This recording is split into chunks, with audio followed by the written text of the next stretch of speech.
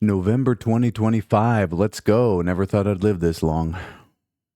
Flesh Made Fear. Okay, here's another throwback.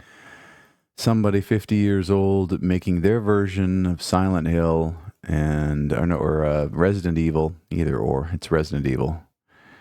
I mean, it looks fine. It looks competent. Sketchy artwork to belie the use of machines. Probably no machines were used in the creation of this. The RIP, it's not the raccoon RPD, it's the RIP. Okay. Like, you're creatively bankrupt and you've just leveraged this aesthetic, this high contrast, fixed camera. I mean, great, sure, yeah. I would rather play the new Resident Evil than this, but if you're still living in the 1990s, you've got something new. Tank controls, fixed cameras, pure terror, creative bankruptcy. Set in a haunting world of twisted experiments and occult nightmares, this game brings back the survival horror mechanics you know and love while pushing the genre to terrifying new depths. It's like that line that Double Fine was using, saying that no one was making point-and-click adventures anymore. Not like they used to. Now, why should they? Why should they make anything like they used to? People who fucking live in nostalgia land, man, talk about flesh made fear. Anyways, this came out on the 31st of October, just in time for spooky season 2025. From Tainted Pact, published by Assemble Entertainment. There is a demo. $23.50 is the asking price. There's, for some reason, some DLC already. A Rotwood Forest, heart-stopping innovations reimagined. I doubt it. I guess we'll see. All right, classic horror reimagined. There's the features, fixed and dynamic camera angle, so that's the innovation. You can play it like a modern game, or you can play it like a game that you played in the 90s.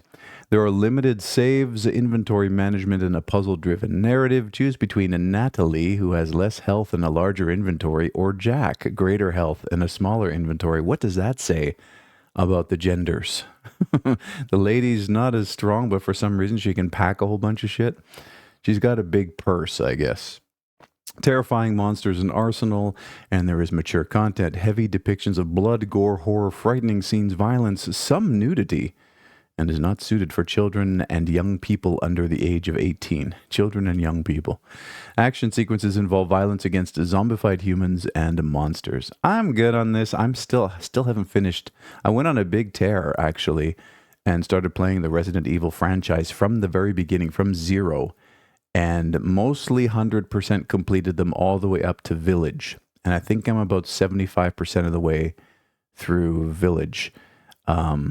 So one of these days we'll finish that. And I think there's a new one on the horizon, isn't there? Anyways, good luck, Tainted Pact.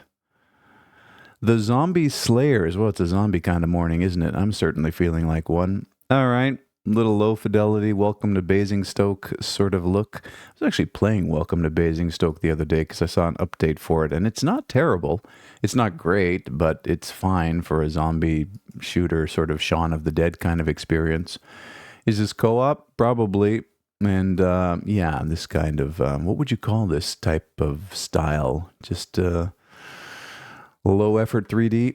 The Zombie Slayers is a wild top-down shooter where you battle zombies, make babies, and show off your dance moves. What?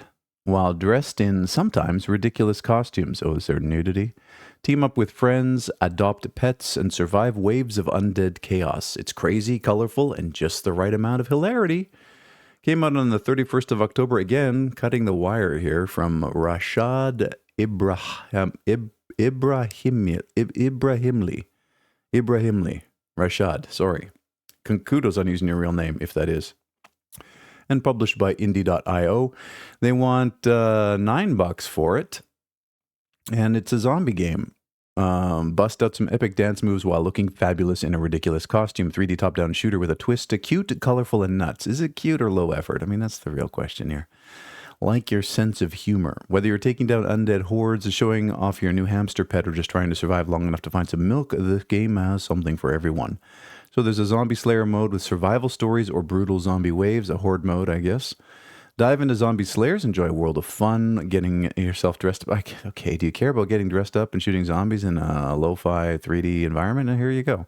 Make baby. Yes, you read that right. Join up with another player to make a baby who will not only follow you around but also fight zombies in the most hilarious way possible.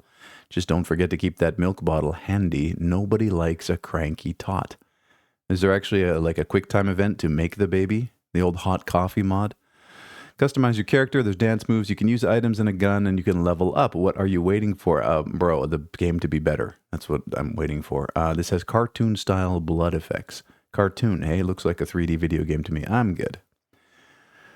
Cats and cups. Here we go. Put on your pajama pants and don't go to school. Play this game instead, girls, because your education is meaningless and the real world hates you. Yeah, that's what it is. Okay, I guess you run a cafe as a cat. I don't know why. What is this obsession with all this nonsense? But here it is. Infantilizing the girls early, maybe. Play as a barista in a cat-inspired coffee shop where your customers are cats. Brew coffee and various drinks. A wholesome and cozy hand-drawn art, various mini-games, and lots of cats and coffee. What was I thinking? I was thinking that wholesome and cozy is like another sort of psyop. Or just leveraging like how weak-minded a lot of people are today. They want to be safe. Everybody wants to be safe. They're unwilling to face just the nihilistic, existential dread that everything in the universe wants to kill us. And it's a completely hostile environment that we're born into and grow up in. And there's two paths you can take. You can learn to deal with it and become a stronger person facing adversity and being prepared to deal with challenges. And when things break down, you know how to fix them.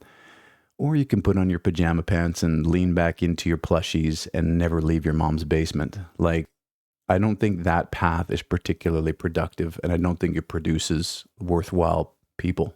Like, really, that's just where I stand on all that. Anyways, learn to craft complex orders and keep your customers happy. Came out on the 1st of November from Rogue Duck Interactive, self-published. They want $13 for it. And here it is. Welcome to Cats and Cups. Serve up perfection. You got to make a bunch of stuff for your folks, for your cats, I guess. You make croissants. Meet all the cats, upgrade and customize your cafe. Wholesome vibes and hand-drawn art. No machines were used or abused in the making of this product. Brew coffee, tea, and specialty drinks for cat customers, like the toilet water. Can they request, if the cats can request toilet water as one of the options for their tea or whatever, bro, that would be the most realistic game ever. I'll bet you it's not. You got to mod it in. Somebody mod in the toilet water. Customize and decorate, unlock new stories, yawn. Ready to pour some perfection? No, I want to face adversity and challenging, overcome it, and become a better person. Earth versus Mars. Okay, speaking of overcoming adversity, you've got an entire invasion happening. Is this a Advance Wars type of thing? Looks like a grid-based Defender. It's totally Advance Wars with a higher level of 3D graphics. That's cool. If it's way cheaper than Advance Wars, because again, that's another victim of Nintendo's greed, charging 60 odd Canadian dollars for a game that's 30 years old. If this is $20, I'll get it. I love Advance Wars. It's one of the ones that I grew up with, very much enjoyed. Faced with the terrifying Martian invasion, you must lead Earth's forces in a battle for our planet's future. Create powerful human creature super soldiers to fight an alien menace in this turn-based strategy game. Came out on the 29th of October from Relic Labs, self-published. There is a demo, and it's under $20. Bro, this is probably just a straight-up purchase, but since there's a demo, I will take a look before I drop my money down. So yeah, it's Advance Wars with the humans versus Martians, and I'm curious to see how they did it. It looks like there's a lot of effort being put into the visual presentation here. Rain acid from the skies. As the campaign progresses, you'll unlock new types of creatures. Wait, are you the Martians, or do you get to choose which side? That'd be good if there's two campaigns. Earth vs. Mars features an expansive narrative-focused campaign composed of 31 handcrafted missions. There's online multiplayer versus mode, challenge mode, a map lab. You can create your own scenarios. Unit abilities, commanders, a beautifully realized 3D world. Again, compared to that zombie game, like this is what the next level of effort would look like. I'm just saying. There is a spectrum. There are gradients to this thing. Fully voiced, no one cares. This is our first game, really. I bet you made a whole bunch of other crappy games before you made this one first. Come on now. And this is a Relic. Okay. So it's the folks who make fucking Homeworld and Company of Heroes, and they've got this little incubator thing. So that's why the quality is so high, because you've probably got a ton of developers who have just years and years of experience working on this. It's made to feel like it's an indie release, but it's not. It's actually a double A, I guess you could call it, a sub triple A release. All right, cool, and well priced. Good job, Relic. Silver Bullet. Okay, and then we go to this pixel art chunky. It's so funny that the juxtaposition of just high quality 3D and then this pixel art. And it's like, what are we doing? I don't even know what this is. Is it a point and click shooter? Throwback arcade style game? All right. Silver Bullet is a gothic arcade shooter. Blast your way through spooky stages and macabre minigames as Van Helsing and rescue your pet puppies who were dog-napped by Reggie the Vampire. Came out on the 30th of October, just in time, from 1CC Games, published by Flynn's Arcade. Okay. They want $9 for it. And so, yeah, you're at the bottom of the screen. It's not really a twin stick shooter. It's more like you have a horizontal scroll and then you can shoot. And in some cases, you're actually locked in position on rails. Huh.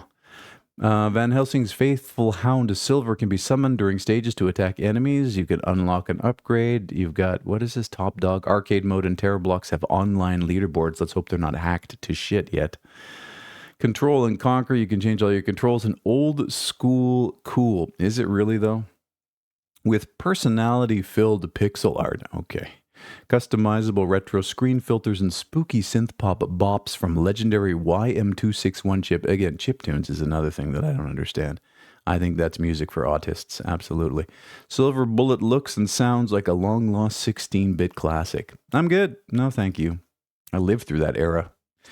Goblin Goop Maxing. What? Don't worry. If they scream, they've been properly sedated. It's just a muscle reflex. Look at these body parts. What is this now? So you've got some like decent smooth 3D assets, and then you've got these pixel textures on. Like, what is this? It's like someone who didn't quite decide on a unified art direction. So you just got to assemble the body parts of goblins or something? And you've got a mace. Is this a VR game with these graphics? Might be. Brew potions, create monstrosities, and commit atrocities. The only atrocity being committed here is the development of this game. Fulfill the collector's sick fantasies by experimenting on goblins with wacky potion ingredients that can modify bodies in grotesque ways. If a goblin seems sad that you turned him into an abomination, just drop him into the meat grinder. Yep, he's problem solved. Came out on the 31st of October from Bugfight Studios, self-published. It's not VR, in fact. It's a $5 sort of slop game, literally. Experiment with cursed potion ingredients, create goblin monstrosities, commit goblin atrocities. Don't make a bad impression on your first day. I rate this game a goop out of max by Smart Guy Spencer. Many goblins will be harmed and perchance turned into goop. Again, the mind of someone who would sit down and create something like this, right? You gotta wonder. Put them on a watch list or something. Silly Survivors. All right, somebody made Vampire Survivors, but it's with cats. Here we go again, sitting in your pajama pants in your mom's basement thinking, what can I do? I'll make a roguelike. I've got all the time in the world and all the technology at my fingertips and all of the wealth of game development knowledge for the last 30 years available to me at a moment's notice, and I make this. Silly Survivors, a casual, pared-down roguelike where you play an adorable but fiercely determined furry fox armed with a flashlight. Your mission is simple: survive waves of suspiciously silly ghosts who keep trying to get close and pull some kind of silly stuff. Light is your main weapon. I think this is more a twin stick, isn't it? Came out on the 31st of October from Denazi and Sillyworks, self-published. They want $3.90 for it. And yeah, it's a twin stick, but your weapon is a flashlight. Okay, it's like Alan Wake. They just ripped off the Alan Wake mechanic. Unique protagonist. Is it a furry fox? It's a fox. It's not a cat. And that's not unique. There's tons of fox games on Steam for some fucking reason. It's somebody's fetish. There's silly ghosts, survival gameplay, upgrades and buffs, and atmosphere. You can literally singe furries with your flashlight. What could be better? And the Developers describe the machine-generated content. Some of the graphics were inspired from machine-based references. All right, sure. Inspired by machine-generated images? Okay, bro. And people are bitching that the machines are inspired by human-generated stuff. What are we doing? We've gone full circle. All right, good luck. Exploding Judo Federation. Okay, it's a Virtua Fighter, but you're a cat person with pink hair and bangs. What is this? How ugly is this? I know the beauty's in the eye of the beholder, but this beholder is like, damn, this is ugly. Inaba wins. You thought it was Inaba, but it was me, Crave. Oh, plot twist. Okay, I don't know what this is. Is this a meme? Is this what the kids are doing these days? It's judo on a minefield, the tech, the grab, or die in this fast-paced 3D fighting game where every single throw is lethal. Came out on the 23rd of October from Andrea Demetrio and published by Der Mondhas. It's free, is it though? There's a soundtrack you can buy for $6.50. It's funny how they try to monetize like this. Like, I'd love to know who out there is going to buy the Judo Federation soundtrack. I guarantee you I've made more sales of my crappy ebooks than these folks have made of their soundtrack. Tech the Grab or Die Trying, from the creator of Schwarzer Blitz and Motion Sickness. Never heard of him. It's an underground thing. It's I'm not in that stratum of the game world. Here comes the new fast-paced explosive 1v1 fighting game where every grab is lethal. Roll around, wait for an opening, smash your opponent on the tarmac. So what, they played Nidhogg once and decided to make sort of a fighting game version? It's judo, but it isn't. Grabs are the way, but that doesn't mean one can't fight dirty. Yeah, this character is literally blowing them away with a laser. Like, what the fuck is this? Strive for victory. Is it outsider art? Can we call this avant-garde? I guess so. That's the kindest way to treat this, for sure. Full 3D movement, 11 standard characters with 3 unlockable boss characters, arcade mode, survival mode, time attack, 9 stages plus the classic grid. Duh. What, for training? Is that what it is? Extra green screen stage for photo bashing shenanigans. Oh, we're going to love doing that. Local versus online modes, unfortunately not planned. You could have done it though. Tutorial and training modes, a psychopathic babbling killer robot, giant kaiju robot, and the one and only Callow Man from Duels of Fortune. Yeah, this is wherever this is coming from. I've never been there. Small amounts of coarse language, small amounts of innuendo, not explicit. All right, good luck. Trenches VR. We're in the trenches, folks. Are you kidding me with this low fidelity 3D and virtual reality? I wonder what this does to your brain, actually, having the screen a couple inches from your head and then playing through something like this that's not reality. It's just uncanny. You know, I think there's something to it. I think the screen and the mouse and keyboard provided the decent amount of separation and keep you grounded in actual reality. Whereas if you're putting on a VR helmet and programming yourself with this kind of stuff, I don't know. Trenches VR is a psychological horror game where your microphone becomes part of the terror. Enemies can hear your real-life breathing, whispers, and cries for help. Okay, so just turn off the mic. Stay quiet, stay hidden, or they'll come for you. Came out on the 22nd of October from a Steel Krill Studio and published by Perp Games. Requires a VR headset. They want $19.50 for it. And psychological World War I survival horror. And the whole gimmick is that they can hear you through your mic. All right. Insanity metrics. Repeatability. Experience may change for each player. Fog type, some parts of the environment. Jump scares and objective location will be randomized on each playthrough. That's fun. Plan accordingly. How can you plan when everything is randomized? Microphone input. Mark the walls with chalk. Oh, you can draw little dicks. There's going to be a ton of dicks drawn in this. The game contains jump scares, loud sounds, fear, blood, and gore that some audience may find disturbing. I'm good. OPG Clan Wars. All right. What's OPG? It's Asset Pack. Is this Russian developed? Could be. You're a guy holding a gun, walking through environments that look pretty lifeless. Is it just you and your friends? Co-op slop? Is it arena shooter? Is it just an Escape from Tarkov ripoff? Demake? Lo-fi? Like, what are we doing here?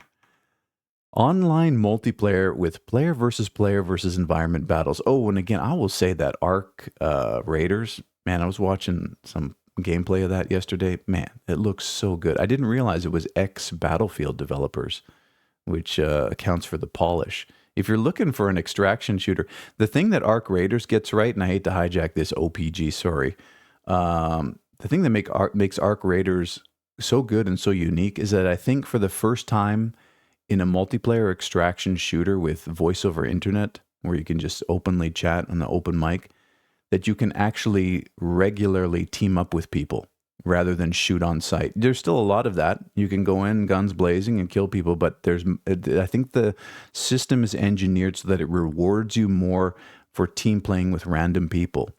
And that was first done in Journey, like way back in the day when you had no voiceover and you just had to kind of join up with other players randomly and accomplish goals.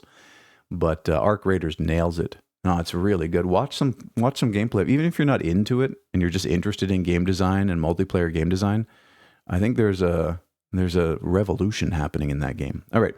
Anyways, what is this? Some knockoff of something. 5 game modes, single player, team battles, raids, global mode, and bunkers. Arena shooter, open world, quests, and crafting resources await you. Join the world of OPG. I'm good. Came out on the 18th of July from Anarchy Games, published by Streets Game. That's where you're going to be living, on the streets. And this is $13. Okay, it's just a generic knockoff shooter. Whatever OPG is. It doesn't explain anywhere what OPG is. There's cars and trucks that you can use, and some merchant icons, some reward icons, and some ranking icons were generated by machines. There is blood in the game. Alcohol increases your vitals. That's mature content. I mean, okay, sure. Eldritch Archives. What in the low fidelity using a flashlight in the dark kind of game is this? Okay, 5 screenshots that don't tell me much other than there's just low effort art in it. Nightmares of awful creatures and twisted worlds have haunted you since you received a letter from a prospective client. Delving into the mystery behind this cursed page may be the only chance you have of ever sleeping again. Nobody ever said being a paranormal investigator was easy. That's because being a paranormal investigator isn't a thing. You're just tricking people. Came out on the 10th of October from Old Chums Gaming, self-published. It's free. Why? I don't know. It's just lo-fi environment exploration, baby's first little explorer. There's mature content. There's blood, but it's not realistic due to the nature of our inability to make it so. The Protagonist. They finally did it. Now, here's, again, the juxtaposition. Slightly better, but still not quite. It's, I don't know, bro. I just can't do this anymore. I just can't. A psychological horror adventure set on the frozen aftermath of a dead son. Explore buried memories. Search your lost daughter. Pat her down. Do a search. Don't do a cavity search, though. That could get you in a lot of trouble. And descend into a world where guilt speaks louder than truth. Came out on the 30th of October from Before You Know Games, self-published. There is a demo. They actually want $10.50 for it. And yeah, you play as Varan Ormir, a lost soul following a mysterious signal through the frozen ruins of the underground and through the memories of a daughter he thought long gone. I bet you there's a big twist. She is long gone. A story of grief, memory, and redemption, exploration over combat because we couldn't figure out how to do the combat. 6 centuries after Stillwake. Wait, is that another game they made? The event that extinguished the sun. Okay, humanity clings to life deep beneath the ice. What makes it unique? Emotionally powerful narrative. No combat, no distractions. Doesn't really make it that unique. We've been doing that since Dear Esther. Rich soundscape, symbolic and surreal environments. Nah, none of that's unique. It's a 2-hour focused experience, original soundtrack, voice acting that captures grief, longing, and fragile hope. So you know it's the developer who did all the voice acting. Memory and loss, guilt and forgiveness, silence and isolation, hope in the dark. That's the reason I do this every day. Okay, the game gently explores emotional and psychological themes such as memory loss and healing. The story follows a father searching for his daughter who's been missing for many years. As the story unfolds, he is challenged by reflections of his past and moments of self-doubt, blurring the line between reality and imagination. Atmospheric sound design and visual storytelling are used to create a sense of introspection and mystery rather than fear. There's no sexual content or graphic violence, and no sales either because of that. This whole disclaimer, like the way that this is written, this reminds me of the shit they were trying to make us do in creative writing. I recently graduated, got my bachelor's in creative writing, and they were trying to get us to do these kind of content warnings at the start of all of our stories. It's so fucking bad. The modern, again, going back to the softness that we started this whole show with today, how we're just softening up humanity for what, though? One big gut punch. That's all it's going to be. All right, let's get out of here. 19,343 games have been viewed. You have yourself a fantastic day.